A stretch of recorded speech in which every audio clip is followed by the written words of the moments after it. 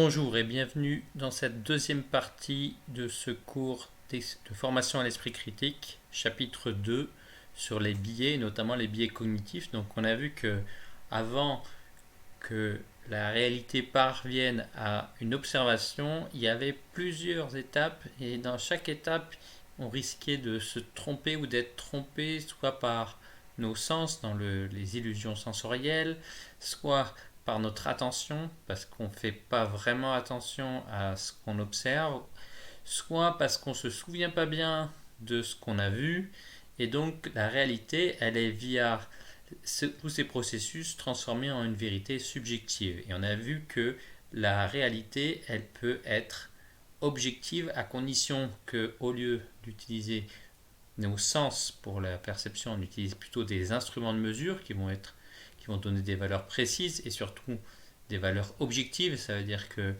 un instrument qui mesure la température, par exemple, comme un thermomètre, il ne va pas dépendre de ce que l'on a fait avec ce thermomètre avant. Il ne va pas dépendre si ce thermomètre est utilisé par telle ou telle personne. Il va donner ce qu'on appelle une mesure objective.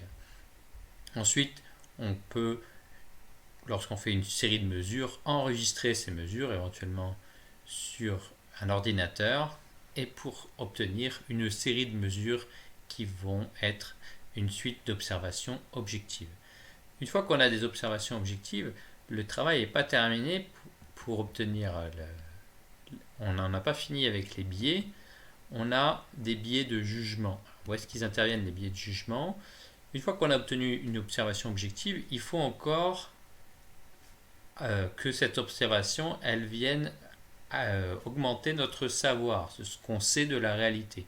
Donc, cette observation objective, comme tout à l'heure, on aura deux chemins différents. On peut interpréter l'observation, donc je vois quelque chose, je me dis, ah bon, ça c'est un chat, ça c'est une soucoupe volante, ça c'est ceci ou ça c'est cela. Lorsque je vais faire cette observation, même si l'observation elle est objective, je vais avoir un certain biais. Alors là, on a mis le BOIS, c'est le biais de l'observateur isolé et statique. C'est un biais qui n'est pas un biais cognitif, mais qui est un biais technique. Alors on a dit que dans cette vidéo, on ne va pas beaucoup parler des biais techniques, mais un biais technique, c'est un biais qui va se prononcer dès qu'on va rechercher la vérité, indépendamment du fait qu'on recherche la vérité avec un cerveau humain et qui a certains problèmes qui viennent du fait de sa structure de cerveau humain. Et ces biais techniques sont assez intéressants parce qu'en fait, on peut penser que s'il y avait une intelligence extraterrestre ou éventuellement une intelligence artificielle, elle serait quand même soumise à ces biais techniques parce que une intelligence artificielle, ça n'est pas un cerveau humain, mais c'est quand même un observateur. Et le biais de l'observateur isolé et statique, qu'on a noté ici BOIS, ce biais, il vient du fait que lorsqu'on observe, même si on observe parfaitement bien, par exemple, si vous avez une caméra à la place des yeux, si vous observez parfaitement bien, vous aurez toujours l'impression que ce que vous observez vient vers vous. C'est normal parce que quand vous êtes un observateur, vous êtes comme un point à un endroit donné et vous voyez que les choses qui arrivent vers vous. Vous ne voyez pas ce qui va à un endroit où vous n'êtes pas. Vous êtes forcément au centre de l'observation puisque justement ce que vous observez, c'est ce que vous observez. Et donc ça crée un biais fondamental qui est indépendamment du fait que vous voyez à travers des yeux d'humains ou à travers des yeux des caméras pour un robot ou éventuellement des yeux d'extraterrestres si vous êtes un extraterrestre. Et donc ce BOIS, ce biais de l'observateur isolé et statique, il va toujours donner l'impression à l'observateur qu'il est au centre de l'observation, que les informations qu'il reçoit de l'extérieur vont vers lui. Et donc pour dépasser ce biais, le biais de l'observateur isolé et statique, il y a de toute façon deux façons, ne plus être isolé ou ne plus être statique. Ne plus être isolé, ça veut dire être capable de communiquer avec un autre observateur qui va avoir d'autres observations. Et donc ici, on a une notion très importante qui est la notion de reproduction de l'observation. Donc si je peux communiquer avec un autre observateur et que cet observateur il fait des observations qui sont similaires aux observations que moi j'ai faites, je vais leur donner beaucoup plus de crédit que si ces observations, je suis le seul à pouvoir les faire. Donc voilà les deux schémas, d'aller vers le haut. On subit le BOIS si on est isolé.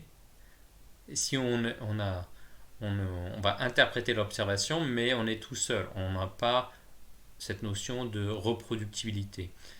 Quand on va parler de la notion d'expérience, qu'est-ce que c'est qu'une expérience? Une expérience scientifique, c'est une observation qu'on a faite artificiellement. On a créé une situation d'observation.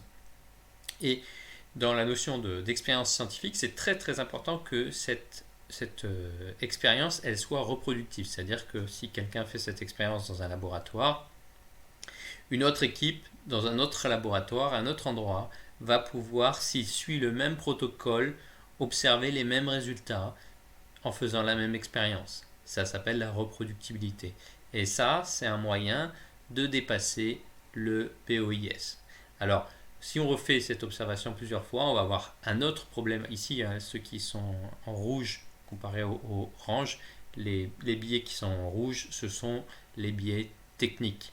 On va avoir, lorsqu'on va avoir une reproduction d'une expérience, on va avoir des biais statistiques qui sont des biais techniques. Il y aura d'autres biais qui sont associés aussi à la façon dont va être organisée la recherche. C'est les biais de publication qu'on voit dans la ligne du bas et aussi le biais de choix de thématique. On voit que la différence qu'il y a dans les flèches du haut et les flèches du bas, donc en haut, si je vois une observation objective, je vais interpréter cette observation et je vais avoir des biais qui vont faire que ma façon de réévaluer mon savoir en fonction de l'observation que j'ai vue, elles vont être soumises à des biais de jugement. On va voir bientôt ce que sont les biais de jugement. Donc, ils sont en orange, ce sont des biais cognitifs. Et une fois qu'on va réévaluer ce savoir, par exemple, j'observe, j'ai vu qu'il y avait des soucoupes volantes et moi, je pensais que les extraterrestres n'existaient pas et j'étais dans un laboratoire d'astronomie avec des instruments très précis de mesure et je vois sur l'écran qu'il y a un signal qui ne peut être qu'un signal extraterrestre. Je vais réévaluer mon savoir dans le sens où avant je pensais que les extraterrestres n'existaient pas et maintenant je commence à me dire que peut-être qu'ils existent. C'est la phase de réévaluation du savoir. Et vous voyez que même si l'observation a été faite de façon objective et que j'ai interprété correctement l'observation, il y a encore un problème qui va être donné par les biais de jugement à ce moment-là. On va voir en détail ça tout à l'heure. Et ensuite, même si je réévalue correctement mon savoir, il va falloir que je réorganise mon savoir. C'est-à-dire, maintenant que je me doute que les extraterrestres existent, il y aura tout un travail. Est-ce que le fait que les extraterrestres ils existent ou pas, est-ce que c'est cohérent avec telle ou telle chose que je pensais avant? Et ici, il va falloir que je raisonne correctement et j'aurai encore des problèmes qui sont liés avec des biais de raisonnement. Dans la ligne du bas, qui est la ligne plutôt adoptée par la science, on voit que les choses ne vont pas aller dans le sens, la troisième flèche ne va pas aller dans le même sens que en haut.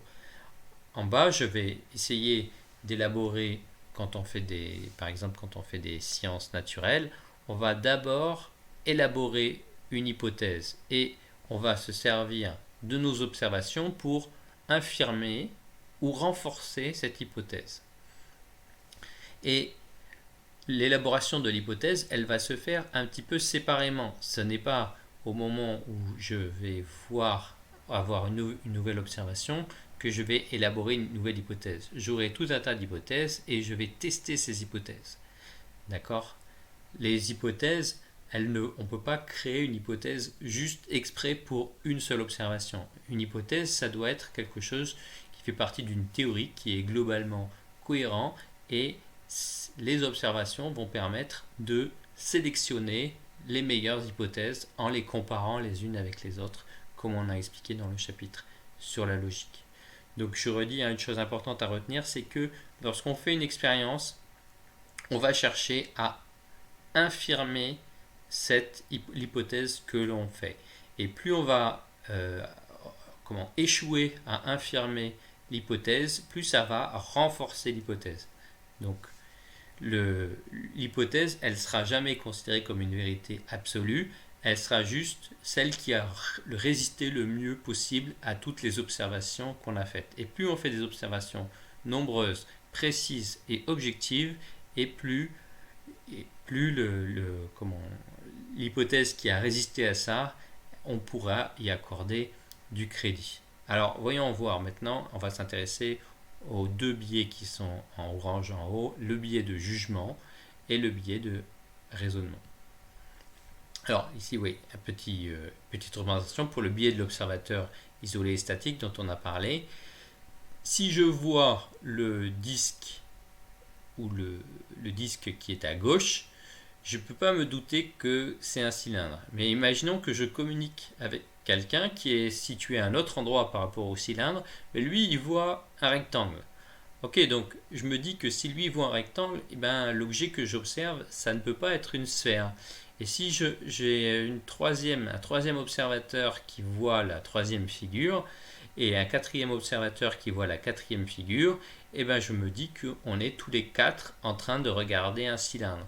Mais si je suis isolé et que je ne peux pas communiquer avec d'autres observateurs, je ne peux pas me rendre compte que l'objet que j'observe, c'est un cylindre.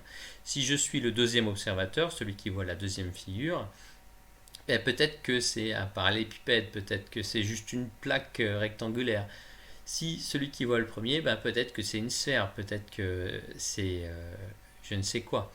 Et c'est que parce qu'on est quatre et qu'on a vu l'objet sous des angles différents, qu'on peut en déduire que c'est un cylindre. Alors le fait d'être statique aussi, si je pouvais bouger par rapport à l'objet, je pourrais, en bougeant par rapport à l'objet, je pourrais voir les quatre points de vue et déduire clairement que l'objet que je suis en train d'observer est un cylindre. Donc vous voyez, être isolé ou statique, c'est le même problème. Si je peux bouger, je peux changer mon point de vue, c'est comme si j'arrêtais d'être isolé. Mais dans la réalité, en fait dans la pratique, en général, c'est très très difficile de se déplacer. Parce que une fois que vous avez fait votre expérience, c'est bien que ça soit une autre équipe, quelqu'un à un autre endroit avec un matériel différent qui fasse l'expérience. C'est pas, vous n'allez pas aller dans un autre endroit avec un autre matériel et vous déplacer. Donc la meilleure façon de dépasser le biais de l'observateur isolé statique, c'est de ne plus être isolé. C'est toujours beaucoup plus coûteux et beaucoup plus compliqué de ne plus être statique. Alors revenons donc à nos biais de jugement. Le plus important des biais de jugement, c'est le biais de confirmation. Le biais de confirmation, c'est le biais qui fait que lorsque vous pensez quelque chose, vous aurez toujours tendance à accorder plus d'importance à ceux qui confirment votre hypothèse, c'est-à-dire les gens qui vont penser la même chose que vous, et donc qui vont faire que vous n'allez pas changer d'avis. Et clairement, si on veut rechercher la vérité, il faut être prêt à changer d'avis, puisque si vous gardez les mêmes idées que ce que vous avez au début, vous ne pouvez pas vous rapprocher de la vérité. Et la méthode de l'esprit critique, elle consiste avant tout à être prêt, en toutes circonstances, à changer d'avis s'il y a de bonnes raisons pour changer d'avis. Et le biais de confirmation, il est là pour nous empêcher de faire ça. Et donc, il est très très difficile de lutter contre le biais de confirmation. C'est un biais qui touche tout le monde et qui est très compliqué comment, on ne peut pas passer à côté. Il faut alors au début, on avait dit qu'il y avait deux façons de dépasser les biais. Okay, pour dépasser un biais, on a dit on peut le compenser ou le contourner. Le biais de confirmation, on ne peut pas le contourner. Il faut toujours le compenser. Okay, donc, on ne peut pas aller à côté, passer à côté changer de méthode pour éviter le biais de confirmation. C'est pas comme les illusions d'optique où on peut utiliser une caméra ou je ne sais quoi qui va percevoir mieux la lumière que nos yeux. Le biais de confirmation, il va toujours être impossible à contourner. Il faudra donc le compenser, c'est-à-dire comme je sais que j'ai tendance à croire, à écouter plus les gens qui disent ce que je crois déjà, il faudra que je me force, et c'est très difficile, il faudra que je me force à écouter les gens qui sont d'un avis contraire au mien. En particulier, ça renforce ce qu'on a dit à propos des expériences. Ça renforce le fait que quand on fait une expérience, il faut chercher tous les moyens possibles pour démontrer que l'hypothèse que l'on a faite est fausse. Si on n'y arrive pas, alors on pourra penser que notre hypothèse est correcte. Mais il faudra avant essayer au maximum de montrer que notre hypothèse est fausse. Donc quand j'aurai lu toutes les choses qui sont contraires à ce que je pense, quand j'aurai au maximum écouté tous les gens qui sont d'un avis contraire au mien, alors à ce moment-là, mon avis aura plus de valeur. Donc on a une très belle vidéo de la tronche en biais. La tronche en biais, donc le mot biais, c'est le mot qui vient de biais cognitif. Et c'est une chaîne entière sur YouTube qui parle des biais cognitifs. Donc il y a le biais de confirmation sur cette chaîne, il y a tout un tas d'autres biais. Je vous incite à regarder un maximum de vidéos sur cette chaîne. Alors on va faire une petite pause et dans une troisième vidéo, on va voir deux autres biais de jugement et ensuite il y aura les biais de raisonnement et les biais liés à la personnalité.